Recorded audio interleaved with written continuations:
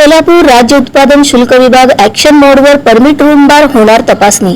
सोलापूर पुणे येथील अल्पवयीन मुलांकडून कार चालवून दोघांना धडक देऊन त्यांच्या मृत्यू प्रकरणानंतर राज्य उत्पादन शुल्क विभागाचे अधीक्षक नितीन धार्मिक यांनी सोलापुरातील परमिट रूम बारमधून अल्पवयीन मुलांना मद्य विक्री करण्यात येते का, परमिट रूम बारमध्ये अल्पवयीन मुलांना येऊ दिले जाते का, परमिट रूम मधील सीसीटीव्ही चित्रीकरणाची तपासणी याबाबतची तपासणी करण्याच्या सूचना अधिकाऱ्यांना दिल्या आहेत। सोलापूरमध्ये पब नाही, परंतु permit room bar, wine shop, beer shoppe अशी परवानगी असलेली दुकाने आहेत।